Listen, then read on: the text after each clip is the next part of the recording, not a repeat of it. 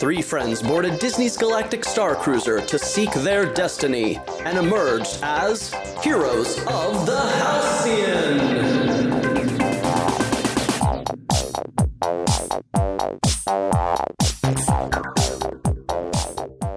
Bright suns, everyone, and welcome to this week's episode of Heroes of the Halcyon, the best, and to the best of our knowledge, the only, Galactic Starcruiser Superfan podcast. I'm Galactic Starcruiser Superfan Christine, and with me are... Superfan Martin. And Superfan Drew. Well, this week we decided to take our trip to Batuu and take you with us. And who doesn't like a trip to Batuu? Well, you know, when you've been there 7 times. No, that's not true. I'll go there 20 times. So Yes. They'll be kicking and screaming as they pull us out.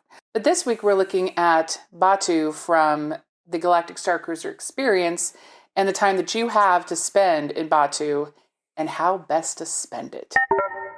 So, Drew, where should we start this journey? Well, we're going to start at the very beginning. Ooh. That's always a good place to start. So, Martin, obviously your day in Batuu obviously starts when you hit on the shuttle, 8:15 in the morning on day 2, isn't that right? Honestly, if you're really talking about how to best use your time in Batuu, it starts 60 days before you even get to Starcruiser. It's like I teed you up for that and everything. Yeah. If you want to do Oga's Cantina, or Savi's lightsaber, or building, or Droid Depot to build a droid, you have to have those reservations dialed in 60 days ahead. That's when they open up. Be on the line with Disney or have your travel agent be on the line with Disney on that day 60. Really, the only one in my mind that's really kind of a bit volatile and time sensitive would be Oga's. The Savi's, I don't want to say Savi's is always a walk-in, but Savi's has got general availability, and so does Droid Depot. But I don't care how many times you've been to Oga's, you want to do it during Starcruiser for reasons we'll get into. But really, if you want to start talking about how to best plan your excursion, 60 days ahead, be on the phone.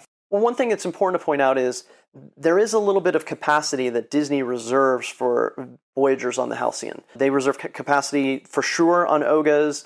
We speculate they reserve this capacity on Savi's and the Droid Depot experiences as well. So if you don't dial in on day 60, don't fret. Just, again, call your travel agent or call Disney 60 to 50 days ahead of time. That way you'll be in good shape and get a reservation. I actually argue that it's actually not as time sensitive as to what time of day you go to Oga's as it is on a normal Disney day. If you were just going to Disneyland, to Oga's, or to Hollywood Studios and going to Oga's, we'll talk about Lightning Lane and Genie Plus, because the rest of the park is open if someone did want to go to the rest of Hollywood Studios. But I don't think it's as time sensitive as to when you go to Oga's. Meaning you could go anywhere from the 9 o'clock time to before your last shuttle out. Yeah. Whereas if you're just going to studios, you have to plan your Oga's visit in conjunction with everything else you got going on that day. Sure. So to me, that's a nice little benefit.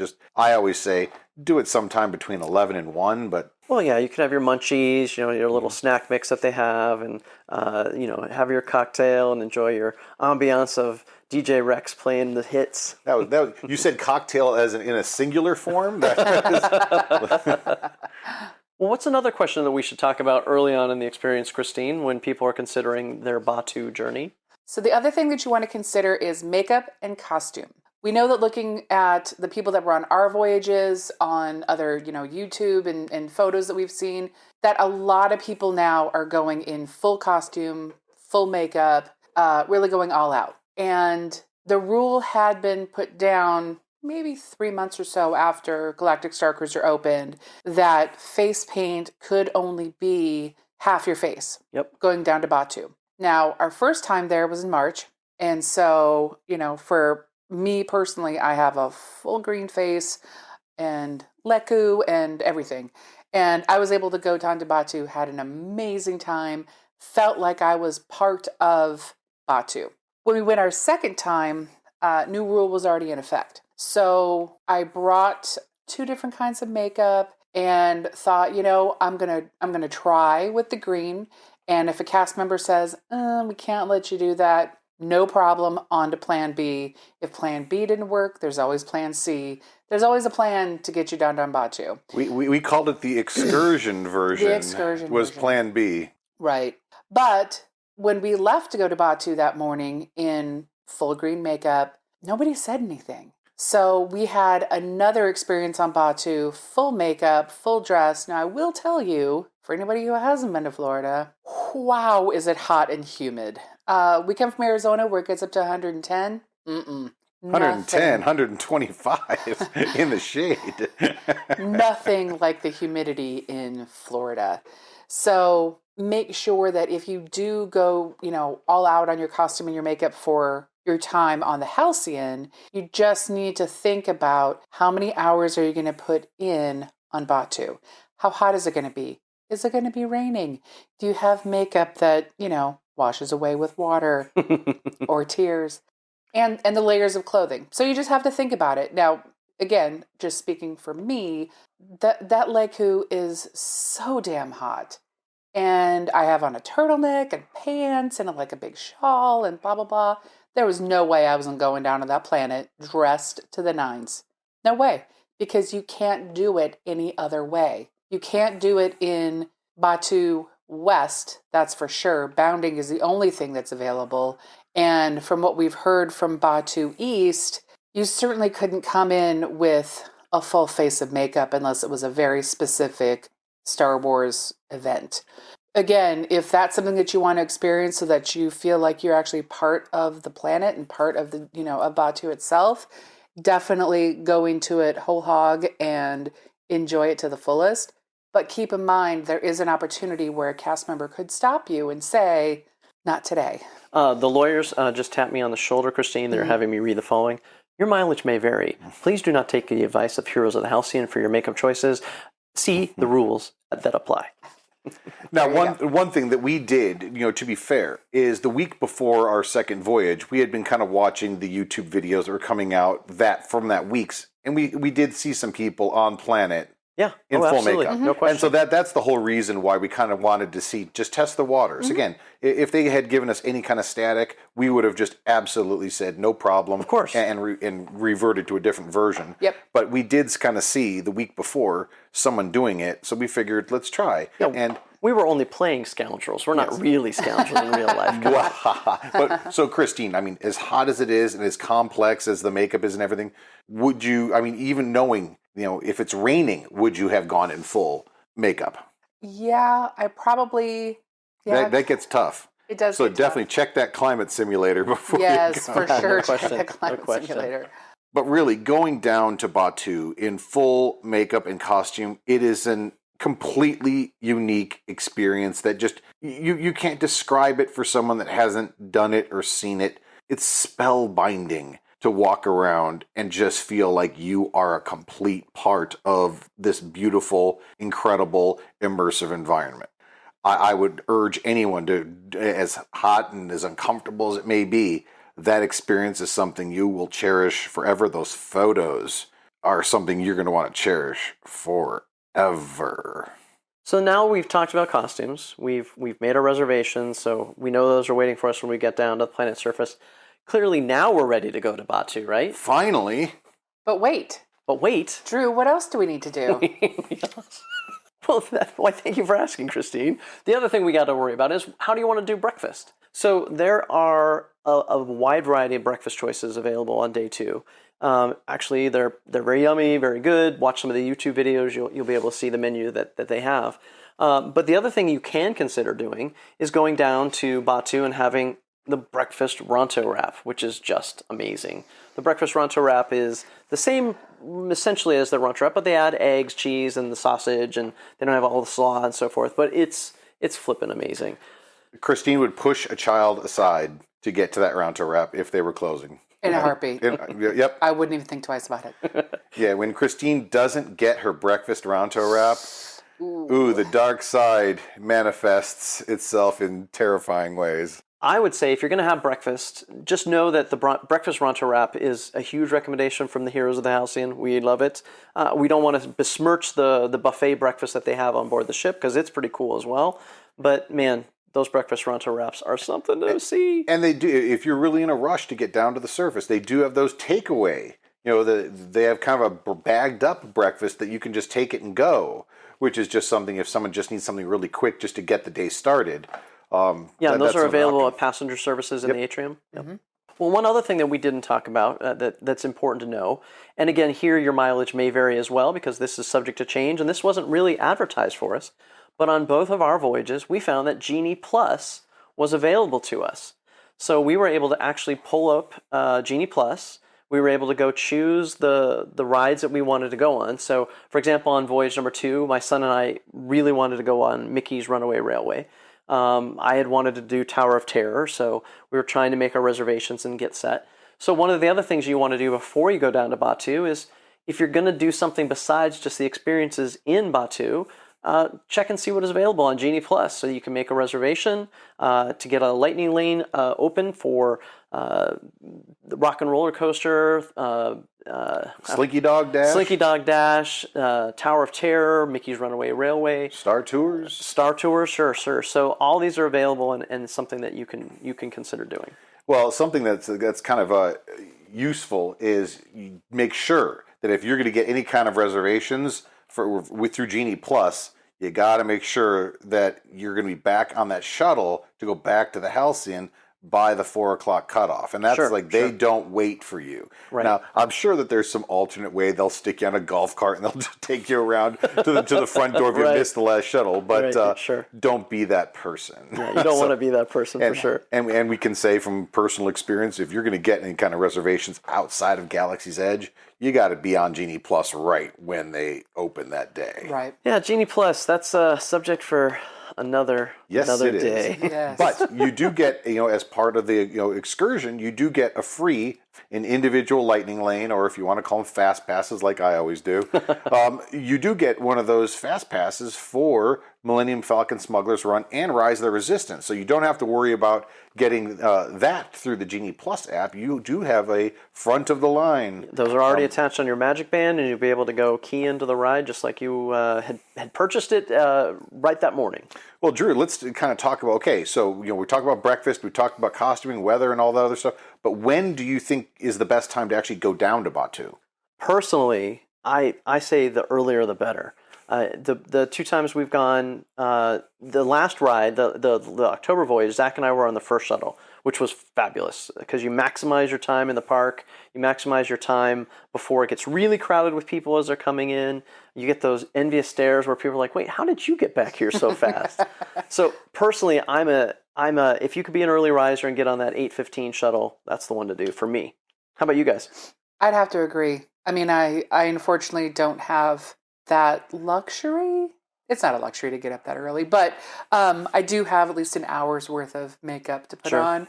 So I know for our first voyage, gosh, it had to be close to 11 because I missed my breakfast Bronto wrap. we can place the time of death, Your Honor, at exactly 11 o'clock.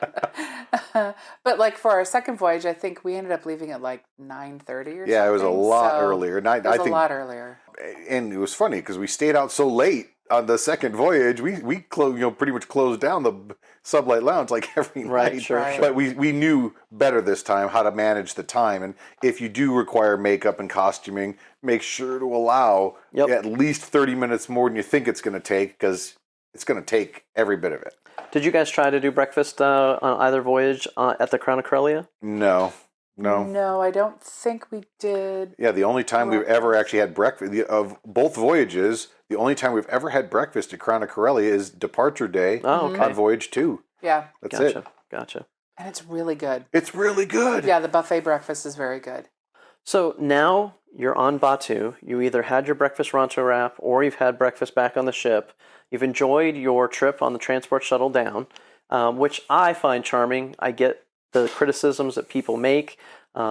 Yes, it's not exactly what they sort of promised with a droid driving and so on and so forth. You can tell that the budget cuts kind of cut things a little bit, but I think the it's still charming is fabulous. to me, yeah. I love it. Yeah, exactly. And there's still opportunity to do that later. Sure, of course they can always add that. Well, so now we're down on Batuu. How do we want to maximize our time? What are we going to be doing on Batuu when you're a guest of the Halcyon? Well, I am going to tell you first and foremost, is, well, let's backtrack just right before Sure. you get on the shuttle to go from the Halcyon down to Batuu. And I love the fact that we're actually referring to it like it's a real spaceship and it's a real planet. I love this because it is. When to I'm me. on the Halcyon, it is a real spaceship. But you get this beautiful pin that kind of signifies that you are a member of the House. Now, we've had people say, can they lose the pin and get another? No, you cannot. It is they do scan you. They do make sure that this is a one-time thing and everyone gets it and no one gets another. So don't lose it. Don't trade it. Don't sell it. It's what you need. And it's a beautiful pin. It is nice. But getting back down to once you're on the planet, from personal experience, get on Rise of the Resistance right away. And the reason for that is that it, to me, is, from an operational standpoint, volatile. It does go down from time to time on a semi-regular basis. Whereas the Millennium Falcon, the Smuggler's Run ride, that's pretty consistent. And that's got really high capacity. It can get through people. There's never a huge wait when you've got the individual lightning lane. But on our first voyage, Christine and I, we went to get on Rise of the Resistance and it was closed. We never got a chance to get back on it because by the time with the last shuttle left, it still hadn't been brought back up. So we've learned from painful experience, get on Rise of the Resistance first. Now, what's interesting is that there was there's a mission component. I'm not spoiling anything. This is no spoilers, of course. Yeah, there's a mission component to both of the rides. You get missions out while you're on Batuu, and one of them involves Smuggler's Run, one of them involves the Rise of the Resistance ride. And the programming was really clever that it knew there was an option that we can't get on the ride. There was actually a mission option we were doing a captain's mission at that point in time. And one of the options is, I can't do that. And it's like they know that the ride's closed, give you that option. And they kind of shuttled us off to do the same mission in a different way, which was kind of a nice programmatical thing that, we didn't lose that mission thread just because we couldn't get on the ride. So kudos to the team for thinking that one through. Well, let's talk about the missions. The missions are really the heart of your time on Batuu if you're going to continue your story that you had from day one, night one. And the missions that you get are the result of whatever interactions you had on the first night. They're the results of the questions that you might have answered at some point during the evening. Again, no spoilers, don't worry. But what would you say the missions are like on Batuu, Christine? Sometimes they're super fun, and sometimes they're super not, which is why for us it was fantastic to have Zach, because it seemed like when any of the adults couldn't get the puzzle complete, Zach to the rescue. Well, let's kind of give the folks that haven't been a little framework, is that a lot of these missions end up with different puzzle components. You either have to it's kind of like a circuit board where you have to kind of connect circuits together, kind of, sort of, and then there's signals that you have to align and whatnot, but there's several different variations of puzzle. Yeah, basic logic puzzles that we've all seen in grade school. And they do vary, like Christine said, from very, very simple at first, and then they get very, very complex. They can get very complex. They can. Yeah, absolutely. So Christine, when you're doing these puzzles, if you get stuck, do you have any tips for people? Yeah, the great news is there's a back button. Yeah, we didn't know this until the last voyage. Yeah. So, the fantastic thing is that if you get into a puzzle, and whether it's you or somebody else in your party, if you work it and it's just not happening. And inspiring you to learn how to swear in Huttese, right? Yes. Feel free to hit the back button, because when you do, it ends up giving you, you have to go through the steps again of, scanning the crate or, When you go back into the puzzle, it'll be a different iteration. Yeah. Of that same, it'll be the same kind of puzzle, right. But a different one that is oftentimes less incredibly.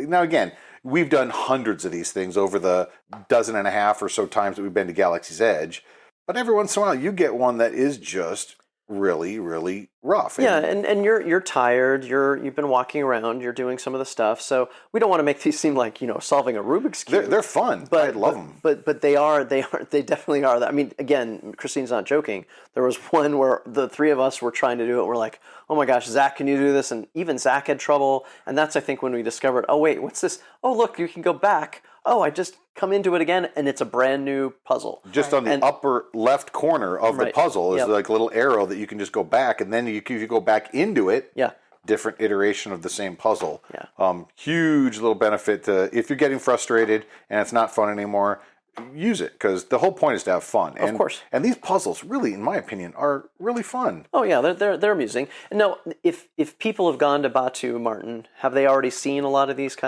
puzzles, these mission stuff? Well, what's funny is, from talking to people as much as we do about Batuu and Galactic Starcruiser, a huge majority, actually, of the people that go to Batuu have never opened up the Play Disney app. Sure.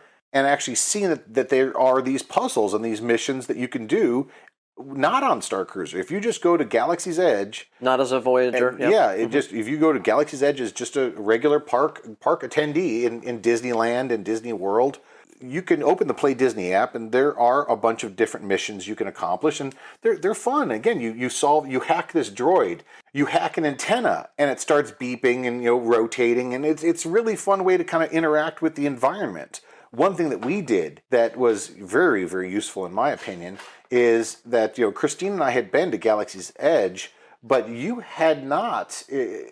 No, I'd been, but I hadn't played the game. That's what it was. Is that this is a perfect case study.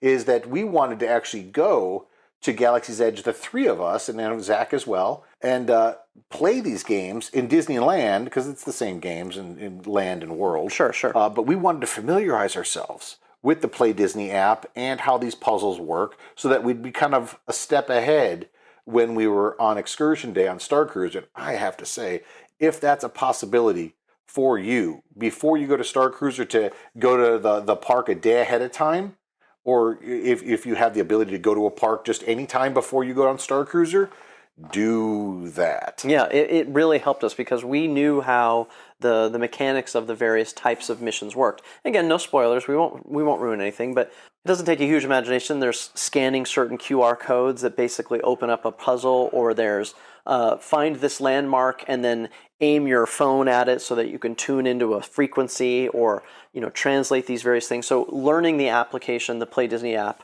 really helped us get the missions done when we were on the Starcruiser. And it's kind of fun that they have achievements on the Play Disney app that you can unlock. If you are an expert slicer, or you get to trade certain objects that you've earned in the application with other folks, and there's a bunch of really cool things that you can do to earn these badges. So I think they're a lot of fun. So for Voyagers on the Halcyon, how do the missions differ for you when you're a Halcyon passenger? Well, really, the only difference is that they have they follow you back on the ship. They've got the story elements from the day before. Yeah, I mean, the mechanics of the puzzles are exactly the same, like 100% exactly the same. But Christine, I mean, I think it's actually fun to do while you're on the Halcyon. Would you agree? Oh, absolutely. Yeah, and it's neat because it starts with the potential of somebody that you've met the night before giving you a mission, knowing that you're going to go down to Batuu. And then when you start that mission, well, you may or may not be involved with somebody else that you met the night before, or somebody who is considered a character on Batuu. Not a physical character, but a character, again, just in the game. And so, yeah, it's a lot of fun. It was... for the time it takes you and the sense of achievement that you actually feel for completing the mission, it's really fun. It's just putting you into the story while you're on Batuu. And the story then follows you back for your results that evening. Yeah, the app actually knows what you have or haven't done and who you've done it for, and it can recognize when you're back on the ship again. And it continues on whatever path you've elected to take on Batuu. It's great. Yeah. Right. So even though the mechanics of the games and the puzzles are the same, for me it's the sense of urgency. Sammy has given you this mission and you've got to complete it, or something bad happens on the ship.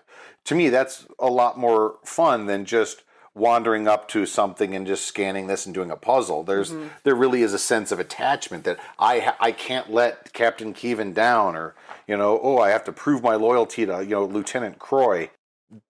How long would it take you to do all the missions if you really kind of heads down, let's do these things without getting distracted? Well, assuming no technical issues and you grok it, you start understanding how the various missions work and what you're supposed to do. Maybe 2 hours, 2.5 hours if you're leisurely walking about. And then you have to add some time in for the rides. And if you go to Oga's or, Savi's lightsabers, you have to add some time in for that. But, it is a nice leisurely visit. And on top of that, Martin, the one thing I would say, in addition to the stuff we've talked about regarding missions, if you want to have the story follow you back onto the ship, you really need to do all the missions you can. Each of the missions really feeds into specific parts of the story. And if you skip the missions, the app doesn't know exactly what you've done. I'll confess, maybe there's ways that the Halcyon programming has found ways to let people have some of these experiences if they, don't do the missions. But why chance it? If you can get a couple missions done, you can do them. If you have technical difficulties with your phone, the crew members in blue at the departure station on Batuu, that's over by the Thai echelon. I should back up. When people are brought down from the ship, they disembark in an area that's out by the Thai echelon at the far end of Galaxy's Edge. And at that station, there were usually 2 or 3 crew members in blue who are there to provide help if you need assistance with using your app. And something else that 100%, if you have a problem, go to the blue. Sure. Another nice benefit that, again, I didn't really note it until our second voyage. If you ever, at any point in time during your visit to Batuu, want a nice free bottled water, you stroll right into that Halcyon entrance. They see your pin. They know you're a passenger. You walk right in, get a free bottled water, walk right out. Yep. Now, of course, why would you be drinking water and not blue milk? I have no idea, but... So one question I have is, now you've done Batuu, you've done your missions, you're ready to go back on the ship. Well, do you? I mean, there's a whole theme park that's right outside Batuu. Should you go to see Mickey and Minnie's Railway? Should you go to see Mickey and Minnie's Runaway Railway or Star Tours or anything outside Batuu? Well, one nice thing is that Star Tours is just outside of the Galaxy's Edge boundary, so you don't really feel like you're breaking immersion that much to go on Star Tours.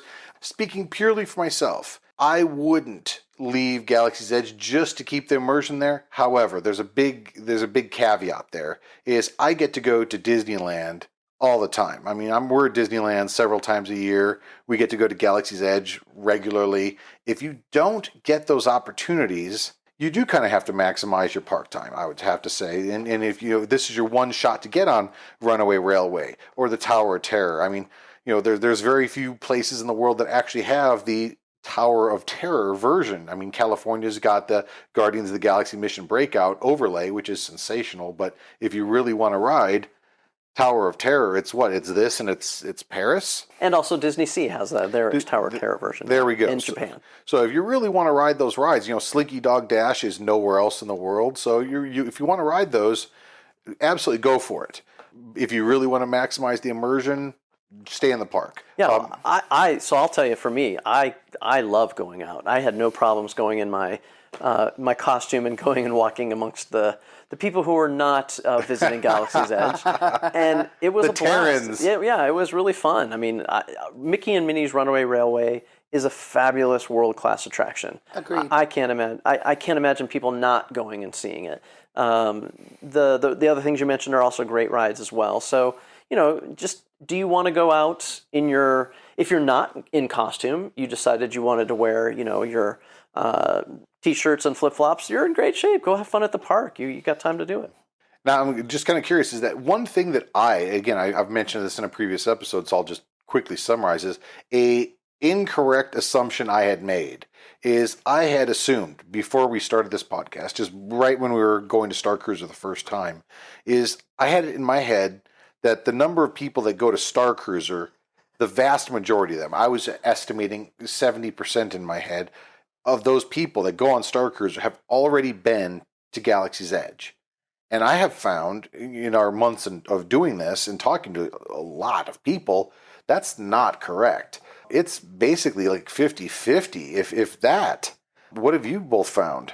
Well, the same thing. I mean, yeah, we've heard, a lot of people, they don't go down, they don't make the trips to California and Florida as often as maybe we do. So, yeah, to me, that really would color my decision of, do you leave Batuu? Oh, I see what you're saying. Yeah. Sure. So, I mean, if this is your one shot to be at Galaxy's Edge, get Galaxy's Edge for all it's worth. Truly, you could just walk around Galaxy's Edge and feel like you are in Star Wars. You don't need to be in costume. It helps. It's awesome.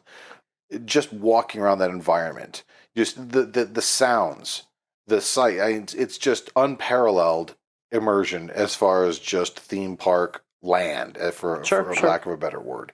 But if you're tired of Star Wars Land, being in Batuu for a little bit, and you want to see the rest of the park, it's open to you. You're not confined to quarters in the back there. and I am going to just throw a shout out. I know that this is a little old school, but I happen to really love the Indiana Jones Stunt Spectacular show. I love it too. Absolutely love it, yes. I love it. I think the first time I saw it, I thought it was going to be one of these old, dumb stunt shows like we all saw as kids, and and this is a world-class stunt show that I can't recommend it enough. If you want to just sit down, you have a nice spot in the shade and have a cool show, the Indiana Jones Stunt Show Spectacular is phenomenal. So what about food and drink, Christine? What can people off the Halcyon expect for food and drink in the theme park? Well, the breakfast Ronto wrap. We've already covered that. Sorry. Yes. I don't know if we've already mentioned it, but as part of your voyage, you do have a food and drink pass for whenever you go down to Batuu. So you can use that either at Ronto's Roasters or at Docking Bay. Docking Bay 7. Mm-hmm. I know that you can use it at Oga's. I don't believe you can use it for the alcohol, but I know you can at least use it for the food. So that's one thing that's super nice is that, especially if you haven't been to Batuu before, if you want to try some of the food, it gives you an opportunity to have at least one free meal while you're down there. Yeah. You don't have to go back to the ship and enjoy the amazing lunch buffet if you don't want to, because sometimes it's no fun to take the trip back and then take the trip back down again. You're able to go to have a Ronto wrap at Ronto Roasters or eat one of the meals at Docking Bay 7. So, yeah, good stuff. And you can. The drink credit is good for alcohol at Ronto Roasters or Docking Bay. It's just you can't use it at Oga's because those are specialty drinks. Right. Which I understand. Right. Those are, $16 to $25 drinks. Right. This is good for, a beer or, one of the, Batuuian, cocktails that they have all over, but you can use it for alcohol. Yeah, and you can also use it in the rest of the park. My son is somewhat of a picky eater. He likes his chicken strips and his French fries, by golly, and they don't have a lot of those. They don't have a lot of tip-yip strips. Although the fact that they don't, now that I'm saying it out loud, that's something left on the table, right? I know. I just want to say tip-yip strip. That looks amazing. So we went to the Backstage Cafe, which is over by the Muppets Experience and Star Tours. So we went there and we were able to enjoy a lunch credit there. You can use it on the other restaurants that are available in the park for a food credit and a drink credit. It's on your Magic Band. You just scan away and you're in good shape. Exactly. But there may be that time where it's a little too hot on Batuu and maybe you don't want to go through the rest of the park. And going back to the ship is not a bad idea. They do have a fantastic lunch buffet. Right, yep. When you go back to the ship, I think the second time we went back, it was maybe around 2 o'clock or so, and it had started to get a little bit busy, but there still wasn't everybody back on the ship. Yeah. So it's a great time to take pictures. It's a great time to schedule your CSL photo shoot. And it's a good time to explore. It's that opportunity where there's not really anything specific going on with the storyline until everybody comes back to the ship at 4. So whether you just want to wander the ship, you can eat, you can go hang out in Sublight Lounge, you can go back to your room, take off your leku, touch up your makeup, those kind of things. Well, for our brand new listeners who haven't been on the Halcyon yet, the CSL is the CSL photo experience. Right. Sure. It's a purchasable separate thing. It used to be $99, now it's $399. And you will get world-class pictures. It's basically the photo pass photographers that you have in the park following you around to different locations on the Halcyon. And it's not just the photographer. There's actually a dedicated lighting assistant as well. So it's a two-person team to make sure you get the absolute pictures of a lifetime. Yeah, so you went back, you said around 2 o'clock. I know I had to join, I wasn't able to join you on the last voyage. So did you said it was a little busy, but you were still... Yeah, but there was still an opportunity where we were able to take pictures of different parts of the ship, and you didn't have to wait for somebody to get out of the way. Yeah. So that was super nice. That was, you really do feel, that's the time when it's fun to explore. Yeah. Is you don't have any immediate missions to run to on the ship because the missions back on the ship don't start back up until what 4 o'clock or so. So you've really got some time to just wander and kind of just peek around the corners that you may not have looked around already. And it's just really fun to just wander. Well, for people who haven't been to Batuu as much as we have, besides the stuff involving on the Starcruiser, what are some of the highlights, Christine, that you really enjoy at Batuu, besides the breakfast Rancho wrap? Darn it. I really do like walking through the market with all the different shops in it. I think it's pretty amazing the way that Disney was able to take Star Wars things and make them seem more in-universe, but also homemade. Like, my favorite things are the dolls that they have, and I think, is that at the Toydarian? At the Toydarian shop, yeah.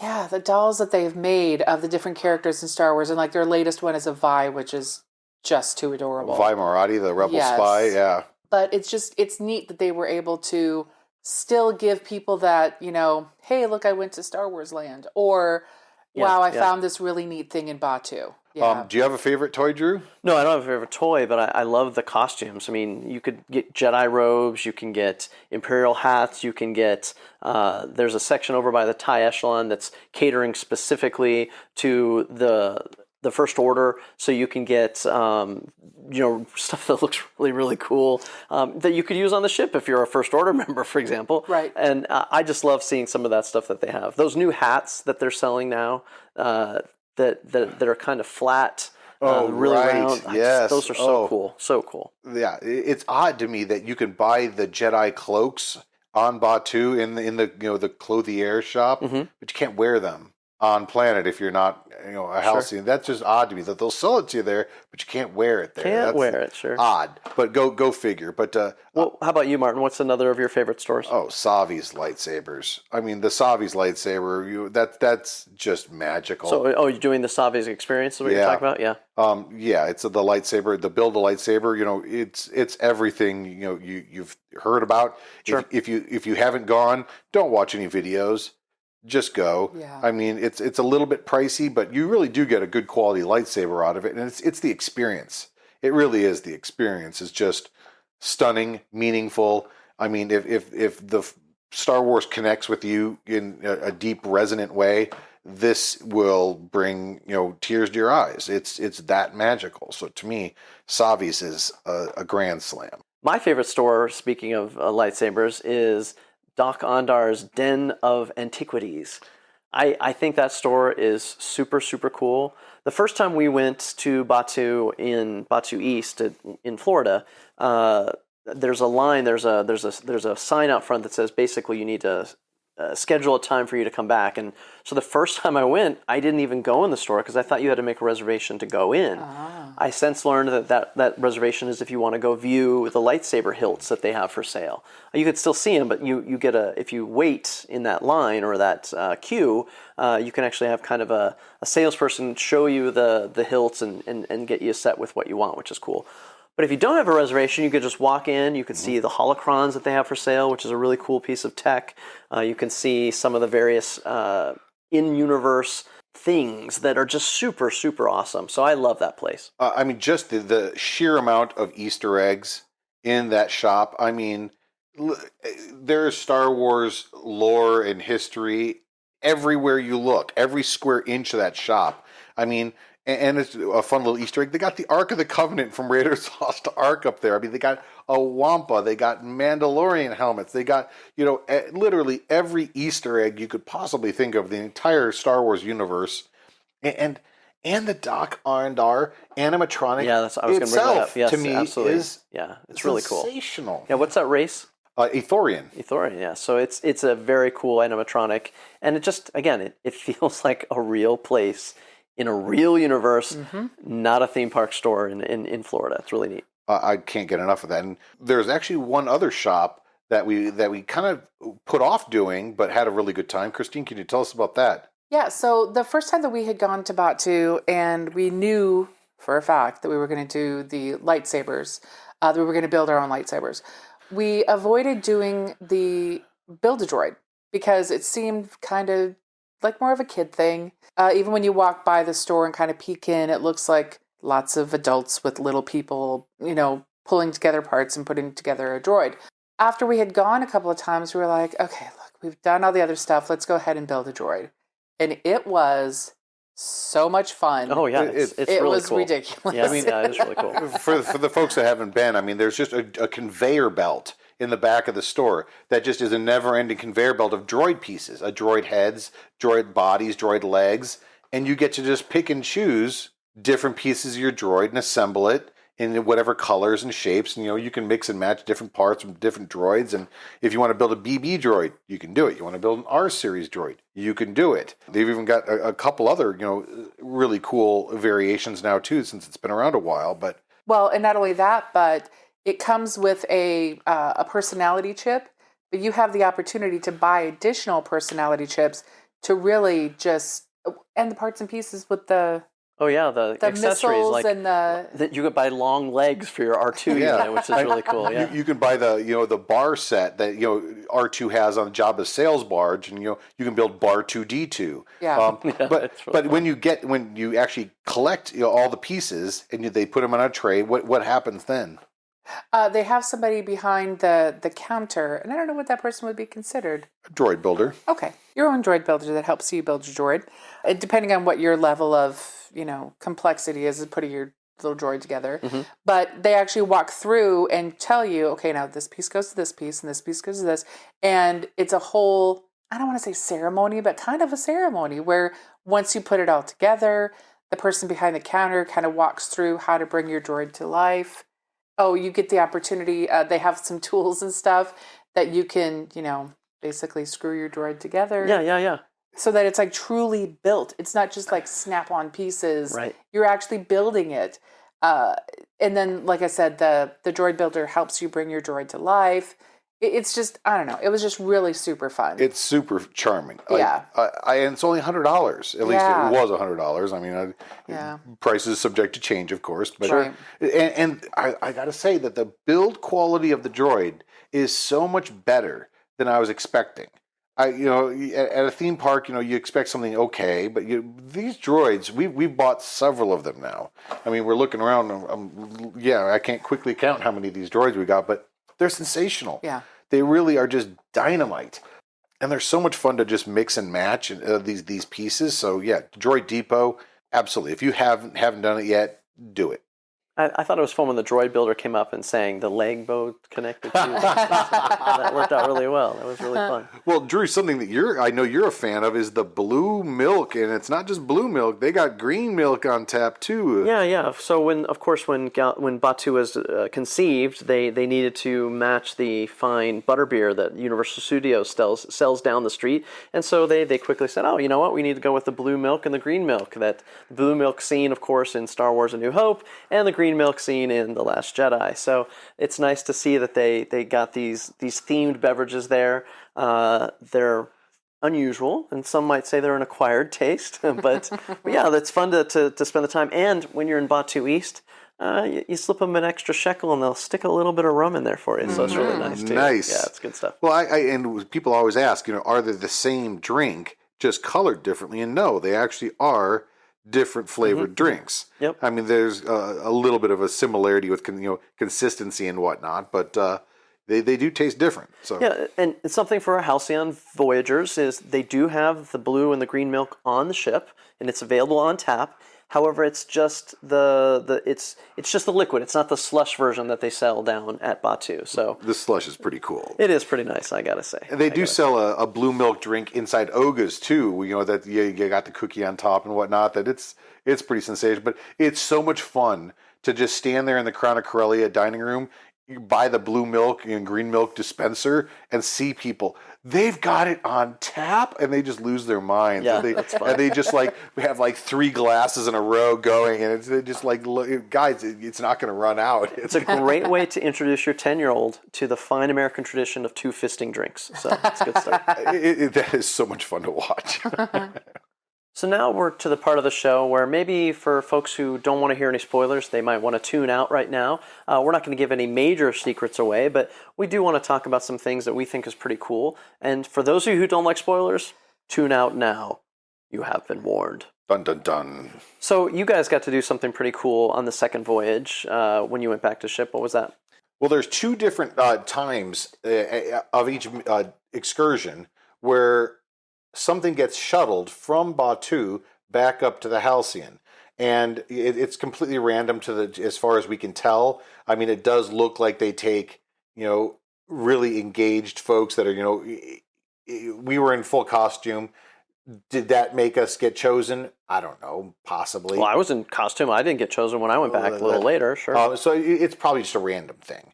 But there's 2 times each day, or each excursion day, where a crate of coaxium and a crate of data tapes, if you will, gets shuttled from the surface back up to the ship. And they just pick 2 sets of passengers to carry these things, and it's just kind of a fun, really kind of exciting thing to they kind of just whisper in your ear, "Hey, we need you. Will you take this back up to the Halcyon? Ask for Paul. And make sure this gets down to Paul." And you're like, "I hope Paul's not there so I can keep the crate." But yeah, Christine and I just got picked at complete random to transport the coaxium back up to the ship. And for all the folks that know, it's just so funny to me that we had been riding Smuggler's Run, the Millennium Falcon attraction, for what, a year and a half, 2 years before we got on Starcruiser, without even realizing that's a Starcruiser story. Yeah. I mean, crazy. all of that story has impact with the Halcyon storyline. And we're grabbing the coaxium and the Smuggler's Run, and that's the mission that's tied to the Halcyon. Yeah, the long game is just so fun. And again, we briefly mentioned it before, but there is a fun little Easter egg for Halcyon folks when you're on Smuggler's Run that Hondo gives you a nice little shout out. Yeah, that to me is really endearing. I haven't noticed anything unique during Rise of the Resistance. Yeah, I haven't seen anything there either. Right. And there is one little tidbit at Oga's Cantina that is specific to the Halcyon as well, which is it's kind of fun. And there's a data pad mission that sends you to Oga's, whether you have a reservation or not. It sends you there. You talk to the people outside, and it's funner if you have a reservation, of course. But they do hand you a coaster with a QR code that you do scan it, and it advances that storyline for you. Yeah. So really, you do want to, in my opinion, sure, you can, if you don't have the reservation, you can just get the coaster outside, and it's cool. But it's much cooler if you're like in the bar, seated or standing at the actual bar top, and the servers there, we call them chemists. The chemists actually slide this thing right across the bar top to you because they can see your Halcyon pin, and can we count on you to do this? Well, and again, not giving too details, but the mission tells you what you're supposed to say, so they know you're okay. Here you go, and it was really cool. It's so cool. Yeah, I mean those are the things that it's fun how they kind of they know that you don't want to just do data pad stuff. To me, the funner stuff is always talking to one of the characters, whether it be the chemists or, the folks outside of Oga's.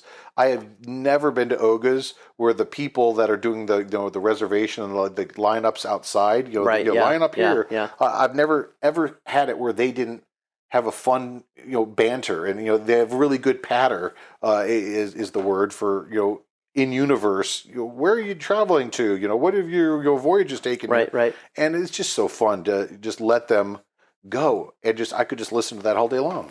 Well, I think that the Batuu experience really, really makes the Halcyon voyage. I mean, without it, it'd still be amazing. The interactive experience that you have aboard the ship and with the actors and seeing the atrium and the ship is great. But that when they were spitballing this idea, and they said, "Wait, Batuu could be a shore excursion for." I mean, that just genius. Really, it is genius. Yeah. It truly is genius, and it just puts such a great end on the experience. And I highly recommend folks just really spend the time on Planet, get to know Batuu, do the mission so that you can extend the story. Have your breakfast Ronto wrap or whatever else you'd like. I just can't say enough about the Batuu experience on the Galactic Starcruiser voyage. What's interesting is that, as someone that's been to Batuu frequently, a lot of time, and I've lost track of how many times I've been to Batuu, I've often thought about what would Galactic Starcruiser be like if you had the option to stay on the ship and do additional missions rather than excursion. But then you stop and think that excursion kind of not only is a design element for the story, it's also kind of built in. These performers need a break. they can't work 24/7. Well, there's this little thing called the Actors Union. So yeah. Which you realize, that it plays a important role in passenger management, and how they can count on the flow of the passengers in and off the ship, and what do they have to do during these times. You'll notice that the main characters, the Sammys, the Captain Kevans, the Wraith Coles, they are not on the Halcyon. They're not visible on the Halcyon during the early hours on excursion day till, they show up again around, between 3 to 4 or so. They'll start filtering back in, but they are not just there walking around, at least that I've ever seen.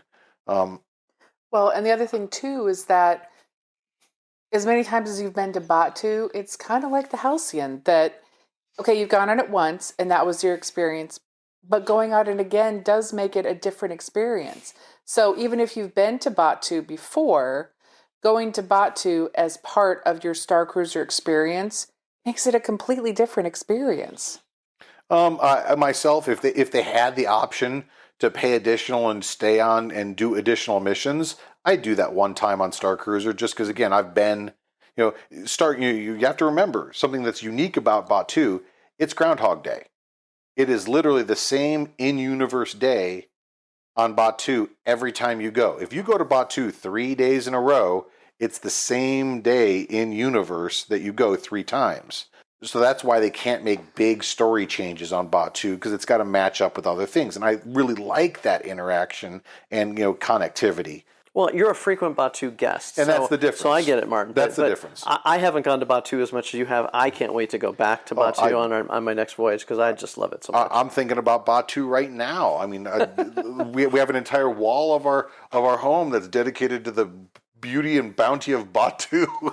I've already got my Batuu outfit already picked out. Oh, nice. Now, one thing that I do want to make sure we point out to folks, that if you purchase items on Batuu when you're on Starcruiser, they will not transport them to Starcruiser for you.